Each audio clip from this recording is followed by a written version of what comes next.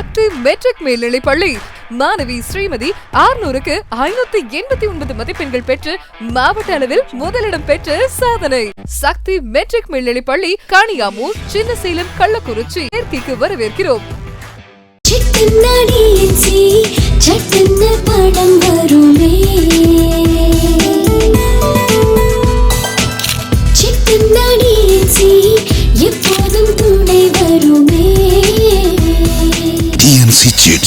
நம்பிக்கையே எங்கள் பாரம்பரியம். அன்பார்ந்த மக்களுக்கு வணக்கம். நான் உங்கள் கார்த்திக் பிள்ளை and welcome to the K TV. தமிழ்ல ஒரு பழமொழி சொல்லுவாங்க மக்களே, பல நாள் திருடன் ஒரு நாள் அகப்படுவான் அப்படின்னு சொல்லுவாங்க. ஸோ அந்த கதை தான் இன்னைக்கு சவுக்கு சங்கரின் கதைன்னு சொல்லலாம் மக்களே. அதாவது இதுவரையில் சவுக்கு சங்கர் மீது போடப்பட்ட இந்த குண்டாஸாக இருக்கட்டும், இல்லை வழக்குகளாக இருக்கட்டும், இது எல்லாம் இதற்கு மேலே சார்ஜ்ஷீட் போடப்பட்டு அதுக்கு இப்போ ட்ரையல் கொண்டு வரப்பட்டு அந்த ட்ரையலில் வந்து லோயர் கோர்ட்டில் அந்த ட்ரையல் வந்து அக்விட்டல் ஆகலாம், இது கன்விக்ட் ஆகலாம், அப்புறம் ஹைகோர்ட்டுக்கு அப்பீல் போயிட்டே இருப்பாங்க. ஸோ இது எல்லாம் நடப்பது அப்படிங்கிறது ஒரு பெரிய ப்ராசஸ். ஆனால் இப்போது சவுக்கு சங்கருக்கு விழுந்திருக்கக்கூடிய அடி இல்லை ஒரு மிகப்பெரிய கண்டம் அப்படின்னு சொல்லலாம், ஒரு பெரிய ஆப்பும் கூட சொல்லலாம். என்னன்னு பார்த்தீங்கன்னா, ஹைகோர்ட்டில் 2008 சவுக்கு சங்கர் பண்ண தப்புக்கு 2024 இன்றைக்கு ஹைகோர்ட் அந்த வழக்கை அப்பீலுக்கு அக்செப்ட் செய்திருக்கிறது.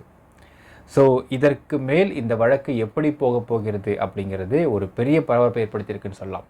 ஸோ இந்த வழக்கு கடந்து வந்த பாதையை நம்ம தனி வீடியோஸ் போட்டிருக்கோம் மக்களே. நம்ம பார்க்காதவங்க நான் டிஸ்கிரிப்ஷன் லிங்க் கொடுக்குறேன், நீங்கள் பார்க்கலாம்.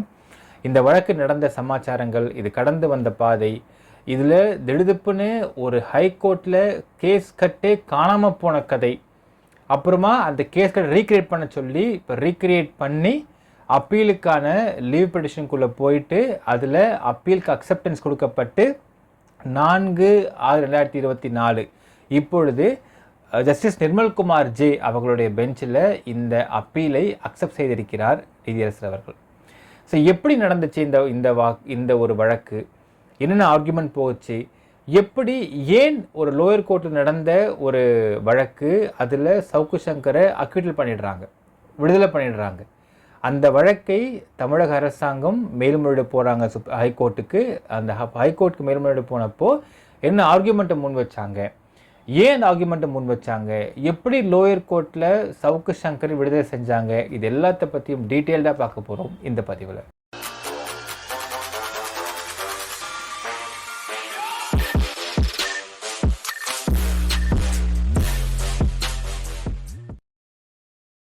சவுக்கு சங்கர் மீது 2008 போடப்பட்ட அந்த டிவிஎஸ்சி திருட்டு வழக்கு இன்றைக்கு ஹைகோர்ட்டில் அதற்கான அப்பீல் வந்து லீவ் ஆகியிருக்க மக்களே. ஸோ அப்பீலுக்கு எடுத்திருக்கிறாங்க ஹானரபிள் ஹைகோர்ட். சரி, இந்த வழக்கு கடந்து வந்த பாதையை ஃபஸ்ட்டு பார்க்குறதுக்கு முன்னாடி இதை தனியாக நம்ம வீடியோ போட்டிருக்கோம், நீங்கள் பார்க்கலாம். பட் இந்த வழக்குடைய சாராம்சம் ஃபஸ்ட்டு பார்த்துடலாம் மக்களே. என்னென்னால் 14/4/2008 தமிழ் வருஷ பரப்பு பிறக்குது, கருணாநிதியோடைய ஆட்சி நடந்துக்கிட்டு இருக்கு. அப்பொழுது டெக்கன் கிரானிக்கலில் திரு ஜே.கே. திரிபாதி ஐபிஎஸ் அவர்கள் அப்போது சீஃப் செக்ரட்டரியாக இருக்கிறாரு. அதே மாதிரி திரு உபாத்யாயா ஐபிஎஸ் அவர்கள் அவர் டிவிஎஸ்சி டைரக்டராக இருக்கார். இவங்க 2 பேரும் கொடநாடு பங்களாவை பற்றி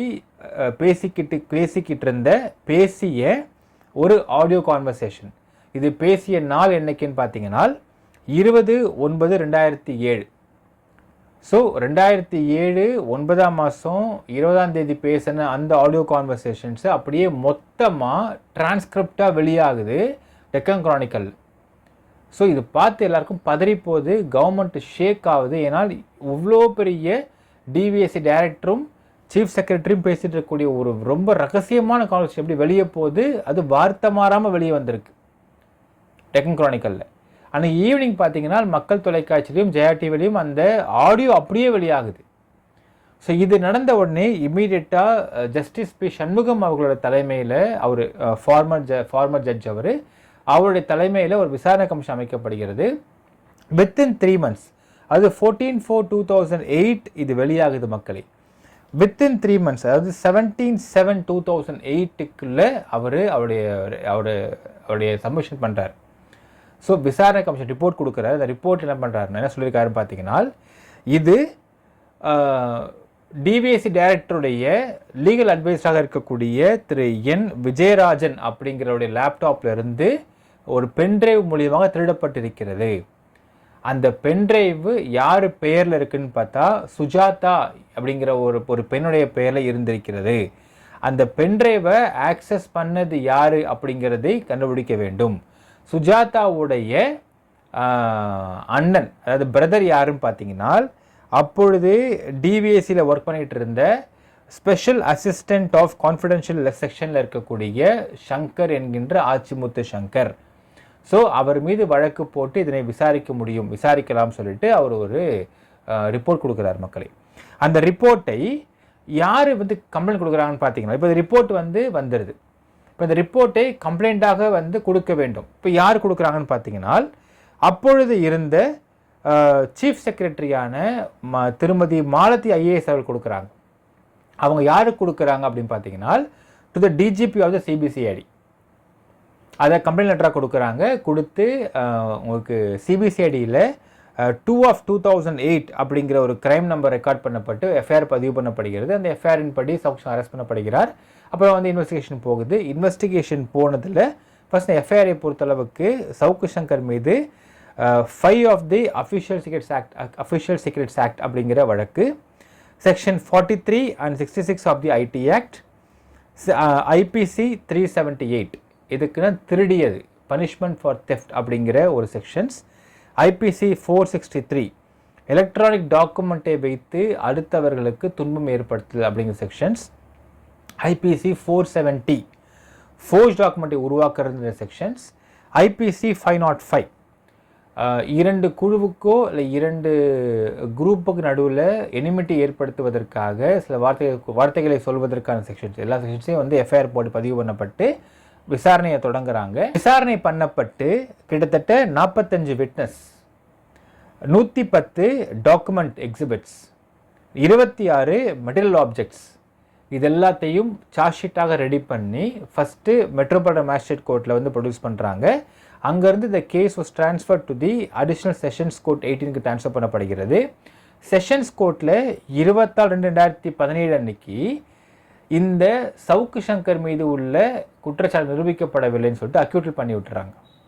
இப்போ இதனை எதிர்த்து 24/2/2017 கொடுக்கப்பட்ட அந்த ஒரு அக்யூட்டில் எதிர்த்து தமிழக அரசாங்கம் ஹைகோர்ட்டுக்கு மேல்முறையீடுக்கு போகிறாங்க. மேல்முறையீடுக்கு போகிறப்ப ஜெனரலாக மேல்முறையீடு போகிறப்ப மக்களே என்ன பண்ணுவாங்கன்னா, அது ஒரு ப்ராசஸ் இருக்கிறது. இந்த அப்பீலை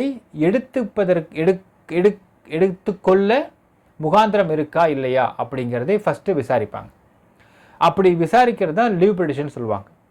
இப்போ லீவ் கிராண்ட் பண்ணுறதா இல்லை கிராண்ட் பண்ணலையான்ற ஒரு ப்ராசஸ் இருக்கும். அப்படி லீவ் கிராண்ட் பண்ணிட்டாங்க அப்படின்னால் பிறகு இந்த ஹைகோர்ட்டில் there will be trial happening, appeal trial happening சொல்லலாம். இப்படி நடக்கும் இந்த இடத்துல. ஸோ இந்த இடத்துல இந்த லீவுக்கு அது கிராண்ட் பண்ணுறதுக்கான ப்ராசஸ் வரப்போயே கட்டு காணாமல் போயிடுது. இதெல்லாம் ரொம்ப கூத்தான விஷயம் மக்களே. கட்டு காணாமல் போயிடுது. ஹைகோர்ட்டில் கட்டு, ஒரு கேஸ் கட்டு காணும். Government got shocked. அப்புறமா ஹைகோர்ட் சொல்கிறாங்க recreate the complete case cut CD file அப்படிங்கிறாங்க. ஸோ மொத்த கேஸ் டீட்டெயில்ஸையும் ரீக்ரியேட் பண்ணி மறுபடியும் லீவ் பெட்டிஷன் கிராண்ட் ஆக வருது. வந்ததற்கு பிறகு நிர்மல்குமார் ஜே அவங்களுடைய பெஞ்சில் வருது.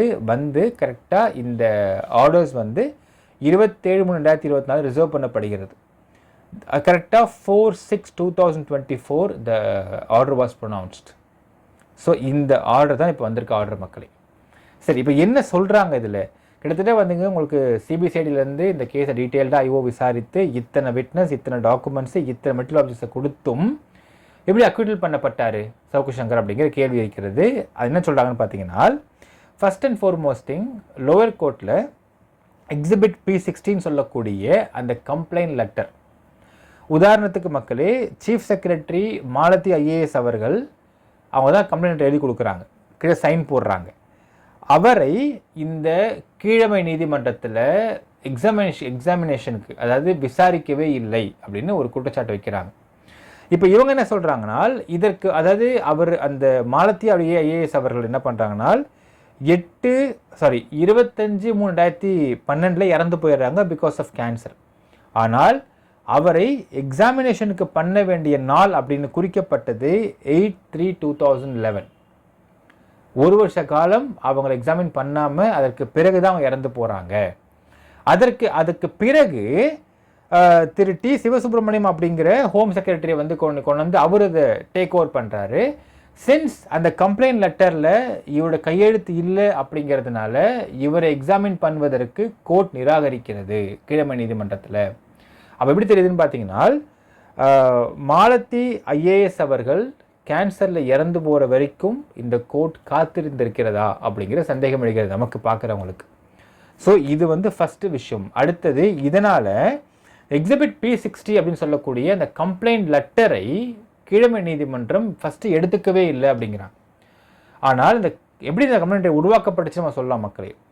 அதாவது ஒரு ஹானரபிள் ஃபார்மர் ஜஸ்டிஸ் திரு பி சண்முகம் அவர்களுடைய ஒரு விசாரணை குழு அமைக்கப்பட்டு அதில் வந்து இந்த கேஸை விசாரித்து அவர் கொடுத்த ரிப்போர்ட்டின் அடிப்படையில் தான் இந்த கம்ப்ளைண்ட் எழுதப்பட்டிருக்கிறது. அப்போது ஒரு நீதிபதி அவர்களுடைய விசாரணை கமிஷன் ரிப்போர்ட் அடிப்படையில் ஒரு கம்ப்ளைண்ட் எழுதப்பட்டு அந்த கம்ப்ளைண்ட் லெட்டர் தான் கொடுக்கப்படுகிறது சார்ஜ் ஷீட்டில்.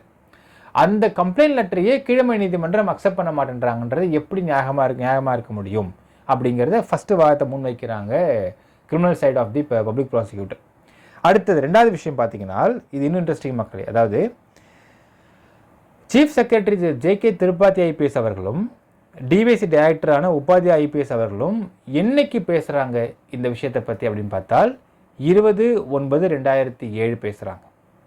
அடுத்து இப்போது இந்த ஆடியோ லீக் ஆனது என்னைக்குன்னு பார்த்தீங்கன்னா 14/4/2008. ஸோ வித்தின் 3 மாதத்தில் திரு சண்முகம் அவர்களுடைய ஒரு ரிப்போர்ட் கொடுக்குறாங்க. 17/7/2008 கம்ப்ளைண்ட் லான்ச் பண்ணப்படுகிறது. இப்போ இன்னொரு விஷயம் பார்த்தீங்கன்னா மக்களே, இது எங்கேருந்து எடுக்கப்பட்டது அப்படின்றது சார்ஜ் ஷீட்டில் இருக்குன்னு பார்த்தீங்கன்னா, PW31 அப்படின்னு சொல்லக்கூடிய லீகல் அட்வைசரான திரு என் விஜயராஜன் அவர்களுடைய லேப்டாப்பில் இருந்து, அவருடைய சிஸ்டமில் இருந்து சுஜாதா அப்படிங்கிற ஒரு நேமில் இருக்கக்கூடிய பென்ட்ரைவை யூஸ் பண்ணி இந்த ஆடியோ எடுக்கப்பட்டிருக்கிறது அப்படிங்கிறதை ஃபாரன்சிக் லேப் டிபார்ட்மெண்ட் தெளிவாக சொல்லியிருக்கு. இதில் பார்த்தீங்கன்னா மக்களே, நிறைய விஷயம். ஃபஸ்ட் அண்ட் ஃபார்மோஸ்ட் திங் இதில் என்ன சொல்லப்பட்டிருக்கிறது அப்படின்னு பார்த்தீங்கன்னா, இந்த லோவர் கோர்ட்டில் திரு என் விஜயராஜன் அவர்கள் legal adviser of the director of DVSC, அவருடைய லேப்டாப் அவருடைய கம்ப்யூட்டர் அப்படிங்கிறது பாஸ்வேர்ட்லாம் திறக்க முடியாது அப்படிங்கிறாங்க. ஆனால் அதே லோவர் கோர்ட்டில் உங்களுக்கு டிவிஎஸ்சியில் இருக்கக்கூடிய ஒரு சப் இன்ஸ்பெக்டரை விசாரிக்கிறப்போ இந்த விஜயராஜன் அவர்களுடைய சிஸ்டமில் பவர் பாயிண்ட் ப்ரெசன்டேஷன் பண்ணுறதுக்கும் ஒரு ரிப்போர்ட்டை ரெடி பண்ணுவதற்கும் ஆச்சிமுத்து சங்கர் என்கின்ற சவுக்கு சங்கர் அந்த சிஸ்டமில் அவர் வந்து ஒர்க் பண்ணியிருந்திருக்காரு. அது மட்டும் இல்லாமல் அந்த சிஸ்டமோடைய பாஸ்வேர்டு அவருக்கு நல்லாவே தெரியும் அப்படிங்கிற ஒரு ஸ்டேட்மெண்ட்டும் இருக்கிறது. ஸோ இது மட்டும் இல்லாமல் மக்களே, இதில் இன்னொரு விஷயம் பார்க்கணும். அதாவது திரு உபாத்யா ஐபிஎஸ் அவர்கள் டிவிஎஸ் டைரக்டர், அவருக்கு ஒரு வினோதமான பழக்கம் இருக்கிறது. என்னென்னு பார்த்தீங்கன்னா, அவருக்கு வரக்கூடிய கால்ஸாக இருக்கட்டும், இல்லை அவர் ஏதாவது இப்போ ஒரு ஆக்ஷன் எடுக்கணும், இல்லை ஏதாவது ஒரு விஷயம் வந்து பண்ணணும் அப்படின்னாலுமே இது எல்லாத்தையுமே அவர் ஆடியோவாக ரெக்கார்ட் பண்ணி அவர் லேப்டாப்பில் சேவ் பண்ணி வைக்கிறார். ஏதாவது மறந்து போயிருமோ, இல்லை நம்ம தப்பாக ஒரு விஷயம் பண்ணிட்டோம்னா அதுக்கு அவரே தன்னை வந்து ஏன் இப்படி தப்பாக பண்ணிட்டேன், இப்படி தப்பாக பண்ணால் இவ்வளோ தப்பு நடந்திருக்கு பாரு, இது பண்ணால் தப்பாயிரும், இதை மாற்றணும்னு சொல்லிட்டு இவரே பேசிப்பாராம். இந்த மாதிரியான பழக்கம் அவருக்கு இருக்கிறது அப்படிங்கிறதும் அவருக்கு வரக்கூடிய அனைத்து கால்களும் ரெக்கார்ட் பண்ணப்படுகிறது. ரெக்கார்ட் பண்ணி அவர் எடுத்து வச்சுட்டு கேட்டு பார்ப்பாராம், என்ன பேசியிருக்காங்கன்றதை கேட்டு பார்த்துப்பாரு. இப்படி ஒரு பழக்கம் அவருக்கு இருந்திருக்கிறது. இந்த பழக்கத்தின் காரணமாக அவருடைய லேப்டாப்பில் ஏகப்பட்ட ஸ்டஃப் இருந்திருக்கிறது. அதனால் 10/12/2007 அவர் லேப்டாப் ரிப்பேர் ஆகிருக்கு. ரிப்பேர் ஆனதை உடனே அங்கே ஸ்டாஃப் கிட்ட கொடுத்து ரிப்பேர் கொண்டு போய் சொல்லி பார்த்துருக்குறாங்க. 14/12/2007 மறுபடியும் ரிப்பேர் ஆயிடுச்சு. அதற்கு பிறகு அந்த லேப்டாப் ஹார்ட் டிஸ்க் வந்து கரப்ட் ஆகிற மாதிரி கரப்ட் ஆகிற மாதிரி இருந்தவொடனே இந்த 10/12/2007 14/12 பார்த்தீங்கன்னா இவருடைய லேப்டாப்பில் இருக்கக்கூடிய அந்த கெப்பாசிட்டி, அந்த முக்கியமாக இருக்கக்கூடிய அந்த வாய்ஸ் ரெக்கார்டிங் ப்ளஸ் மிக முக்கியமான ஃபைல்ஸ், இது எல்லாத்தையும் அந்த டிவிஎஸ்சியில் அன்றைக்கு 30க்கும் மேற்பட்ட கம்ப்யூட்டர்ஸ் இருந்திருக்கின்றன. அதில் மிக முக்கியமாக லீகல் அட்வைசராக இருக்கக்கூடிய டிவிஎஸ் டைரக்டர் லீகல் அட்வைஸராக இருக்கக்கூடிய திரு என் விஜயராஜன் அவர்களுடைய கம்ப்யூட்டரில் பாஸ்வேர்ட் போட்டு அதை அவரும் அந்த பாஸ்வேர்ட் தெரிஞ்சவங்க மட்டும் திறக்க முடியுன்ற மாதிரி இருந்திருக்கு. அந்த கம்ப்யூட்டரில் அதனை மாற்றி வைத்திருக்கிறார். அண்டர் த நேம் ஆஃப் ஒரு நேம் போடப்பட்டிருக்கின்றது, which is call directors backup 2 name போடப்பட்டிருக்கிறது ஒரு ஃபோல்டரில். இதுவும் அங்கே நோட்டபுளாக இருக்குது, அது தெரியுது அந்த விஷயத்தில். ஏனால் டைரக்டர்ஸ் பேக்கப் 2 அப்படிங்கிற அந்த ஃபோல்டரில் இருந்து தான் சுஜாதா அப்படிங்கிற ஒரு நேம் கொண்ட பென்ட்ரைவை சொருகப்பட்டு எங்கனால் திரு என் விஜயராஜன் அவருடைய லேப்டாப்பை சொருகப்பட்டு அங்கேருந்து இந்த ஆடியோஸ் அங்கே எடுக்கப்பட்டிருக்கின்றது அப்படிங்கிறது ஃபாரன்சிக் டிபார்ட்மெண்ட் ரிப்போர்ட்டும் கொடுக்கிறது. ரைட், இதுக்கு வந்துடலாம். இப்பொழுது இவருடைய laptop DVS director laptop HL company இருக்கக்கூடிய ஒரு சர்வீஸ் மேனேஜருக்கு கொடுக்கப்படுகிறது. அவர் அந்த சர்வீஸ் இன்ஜினியருக்கு கொடுக்குறாரு. அந்த ஹார்ட் டிஸ்க் கரெக்ட் ஆப்ஷன் தெரிஞ்சு போச்சு. இந்த ஹார்ட் டிஸ்கில் இருக்கக்கூடிய மொத்தத்தையும் ரெக்கவர் பண்ணோம், இல்லை புது ஹார்ட் டிஸ்க்கை புது ஹார்ட்வேர் இங்கே மாற்றிடலாம். இது மொத்தமாக ரெக்கவர் பண்ணி ரிப்பேர் பண்ணுறதுக்கு சிங்கப்பூருக்கு அனுப்பப்பட்டிருக்கிறது அந்த ஹார்ட் டிஸ்க். இப்போது இதில் அந்த ஹெச்சிஎல் வேலை பார்க்கக்கூடிய ஹெச்சிஎல் கம்பெனி கொடுக்கப்பட்ட அந்த பர்டிகுலர் மேனேஜர், சர்வீஸ் மேனேஜர், அந்த பர்டிகுலர் சர்வீஸ் இன்ஜினியர் இவங்க யாரையுமே அழைத்து லோயர் கோர்ட்டில் விசாரிக்கப்படவே இல்லை அப்படிங்கிற அடுத்த குற்றச்சாட்டை வைக்கிறாங்க பப்ளிக் ப்ராசிக்யூட்டர். மூன்றாவது விஷயம் பார்த்தீங்கன்னா, சுஜாதா அப்படிங்கிற ஒரு பென்ட்ரைவை பயன்படுத்தி அந்த பென்ட்ரைவ் யாருடையதுன்னு பார்க்குறப்போ சவுக்கு சங்கருடைய தங்கையின் பெயர் கொண்ட பென்ட்ரைவ்ன்றது தெளிவாக தெரியுது. அப்போ அந்த பென்ட்ரைவை பயன்படுத்தி தான் இதில் இந்த டாக்குமெண்ட் இங்கே இவருடைய இந்த விஜயராஜன் அவர்களுடைய லேப்டாப்பில் சிஸ்டம் எடுக்கப்பட்டிருக்கின்றது. இதில் ஃபாரன்சிக் டிபார்ட்மெண்ட்டில் டீமில் இருந்தும் யாரையும் அழைத்து விசாரிக்கப்படவும் இல்லை. ஸோ எல்லாத்துக்கும் மேலே அந்த சுஜாதா அப்படிங்கிற பென்ட்ரைவ்லேருந்து எடுக்கப்பட்ட அந்த காப்பி பண்ணப்பட்ட லிங்க்ஸ் இருக்கின்றன. அந்த லிங்க்ஸை பற்றி விசாரிக்க வேண்டும் என்றால் ஃபாரன்சிக் டிபார்ட்மெண்ட் லேப்லேருந்து கூப்பிட்டு விசாரிக்கணும். அவங்களையும் விசாரிக்கலை. ஸோ இவ்வளவு விஷயங்கள் இதை விசாரிக்கப்படாமல் விடப்பட்டு இதன் மூலியமாக சவுக்கு சங்கர் அவர்கள் அக்யூட் பண்ணப்பட்டிருக்கிறாரு அப்படிங்கிறதை தெளிவாக முன்வைத்திருக்கிறார்கள் பப்ளிக் ப்ராசிக்யூட்டர் தரப்புலேருந்து. 2 விஷயம் மக்களே, முக்கியமாக எவிடன்சஸ், முக்கியமாக அந்த P16 சொல்லக்கூடிய அந்த கம்ப்ளைண்ட் லெட்டர் அதனை கீழமை நீதிமன்றம் எடுத்துக்கவே இல்லை. அடுத்தது சுஜாதா அப்படிங்கிற அந்த பென்ட்ரைவ், அதுலேருந்து பென்ட்ரைவ்லேருந்து காப்பி பண்ணப்பட்ட அந்த ஃபாரன்சிக் டிபார்ட்மெண்ட்டுடைய ரிப்போர்ட்ஸ் அவங்க எக்ஸாமின் பண்ணவே இல்லை.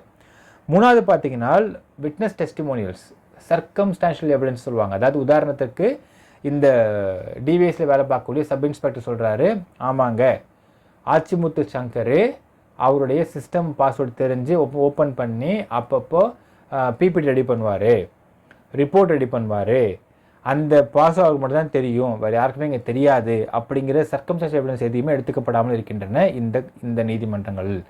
இதன் காரணமாக வைத்துக்கொண்டு அக்விட்டல் பண்ணிடுறாங்க அப்படிங்கிறத முன்வைக்கிறார்கள் பப்ளிக் ப்ராசிக்யூட்டர் இருந்த மக்களே. இப்போது சவுக்கு தரப்பு எடுத்துக்கலாம். அவங்க தரப்பு சொல்கிறாங்க, சார் இப்போ இந்த கம்ப்ளைண்ட்டை பொறுத்தளவுக்கு மாலதி ஐஏஎஸ் கொடுத்துருக்குறாங்க. மாலதி ஐஏஎஸ் அப்படிங்கிறவங்க இப்போ இறந்தும் போயிட்டாங்க. So complaint is dead. முக்கியமாக இந்த கம்ப்ளைண்ட் பொறுத்தளவுக்கு திருப்பாத்தி ஐபிஎஸ் அவர்களோ இல்லை உபாத்யாயா ஐபிஎஸ் அவர்களோ கொடுக்கவே இல்லை. ஸோ அதனாலேயே இது செல்லுபடியாவது கம்ப்ளைண்ட் எடுத்துக்கணும்னு சொல்கிறாங்க.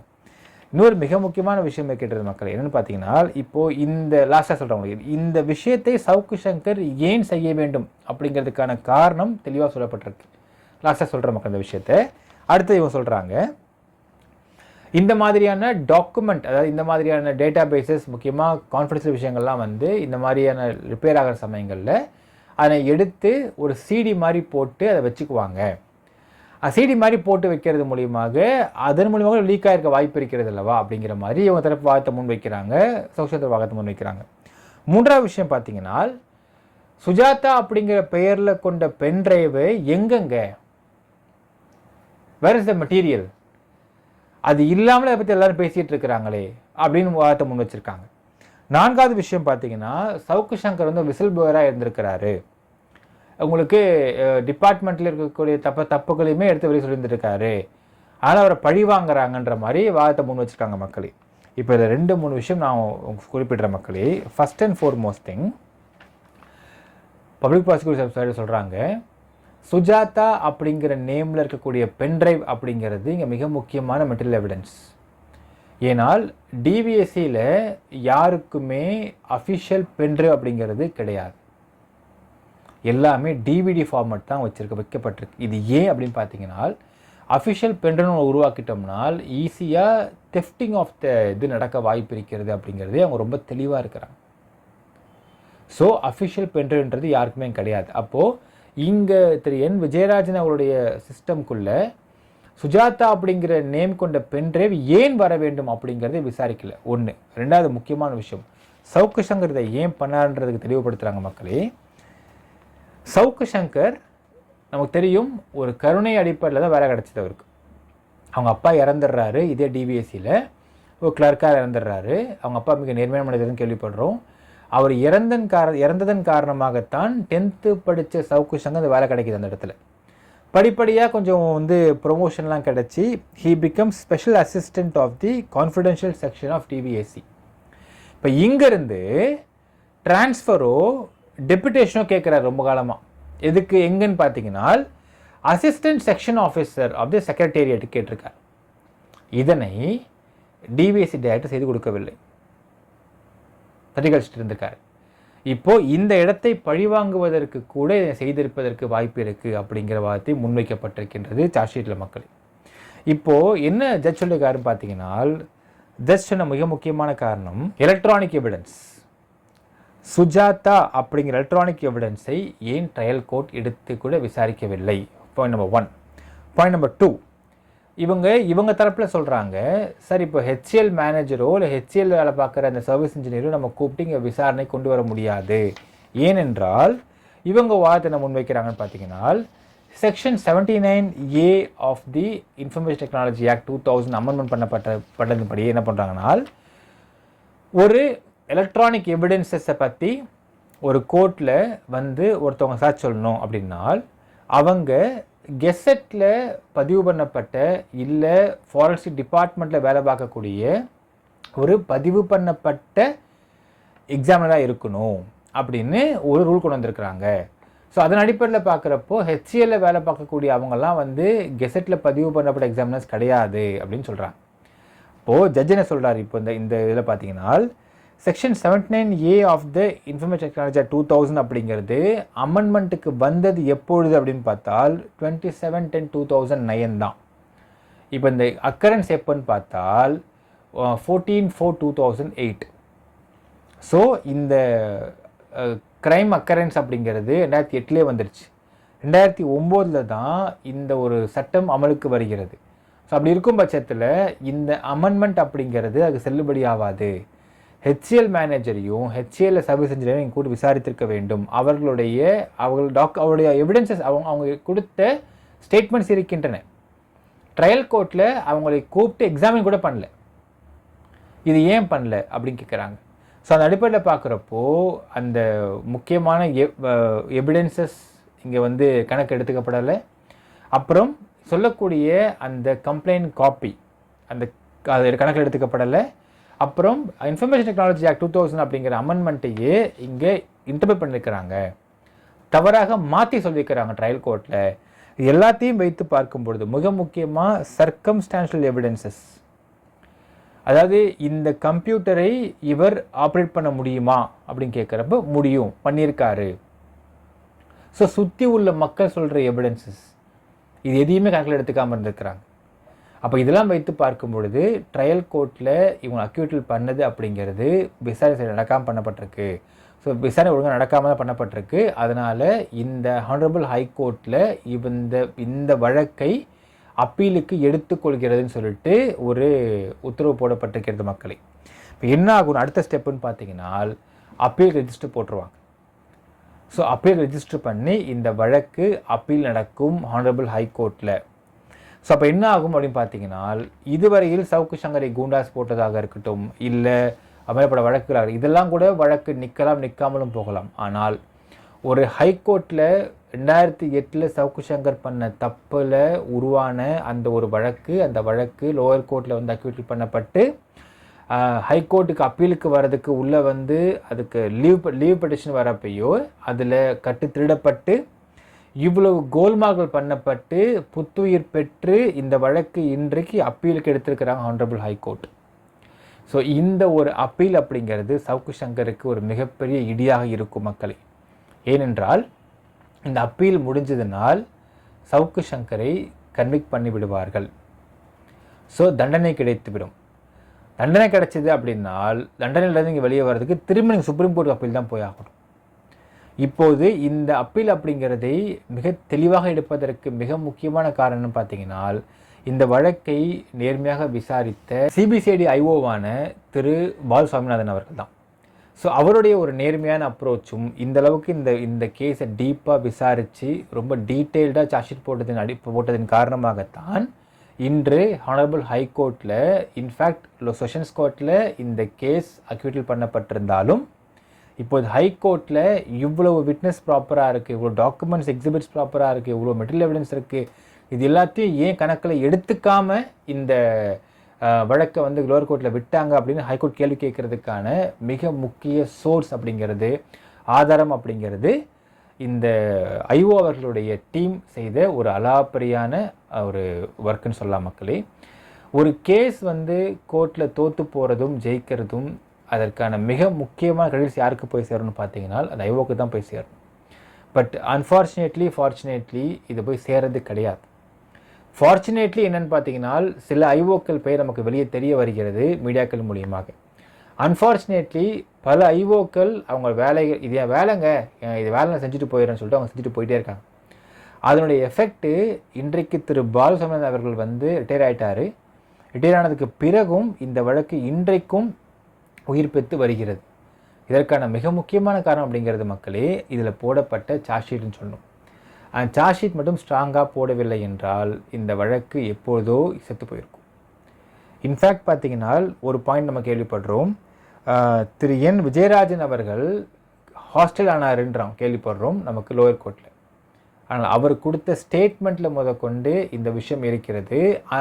அவர் ஹாஸ்டல் ஆனாலும் பரவாயில்ல, அவருடைய லேப்டாப்பு அவர் கம்ப்யூட்டரை ஒர்க் பண்ணுறதுக்கு முகாந்திரம் இருந்திருக்கிறதா சவுக்கு சங்கருக்கும் பார்த்து டிவைஸ் இருக்கக்கூடிய இன்னொரு சப் இன்ஸ்பெக்டருடைய ஸ்டேட்மெண்ட்டில் அது இருக்கிறது.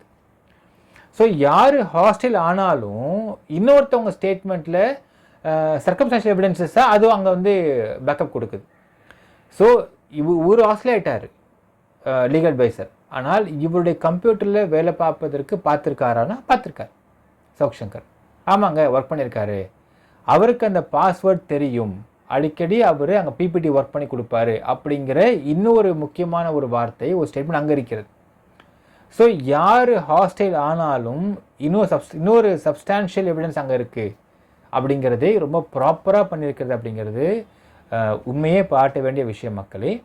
இப்பொழுது இந்த கேஸுடைய எண்ட் ரிசல்ட் அப்படிங்கிறது கன்விக்ஷனில் போய் நிற்கிறப்போ மீண்டும் அந்த ஒரு இன்வெஸ்டிகேட்டிங் ஆஃபீஸருக்கு நம்ம ஒரு பெரிய ரிசல்ட் கொடுக்க வேண்டும். ஸோ சவுக்கு சங்கருக்கு இந்த ஒரு வழக்கு அப்படிங்கிறது ஒரு மிகப்பெரிய பேடியாக இருக்கும் மக்களே. ஸோ இதோடைய ரிசல்ட் எப்போன்னு வெயிட் பண்ணி பார்க்கலாம். என்ன நினைக்கிறீங்கன்றதை கமெண்ட்டில் மென்ஷன் பண்ணுங்கள். நன்றி, வணக்கம்.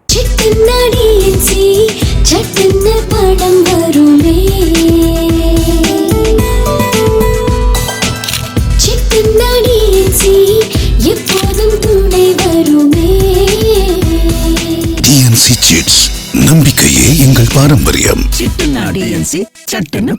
சக்தி மெட்ரிக் மேல்நிலை பள்ளி மாணவி ஸ்ரீமதி 600க்கு 589 மதிப்பெண்கள் பெற்று மாவட்ட அளவில் முதலிடம் பெற்று சாதனை. சக்தி மெட்ரிக் மேல்நிலை பள்ளி காணியாமூர், சின்னசேலம், கள்ளக்குறிச்சி சேர்க்கைக்கு வரவேற்கிறோம்.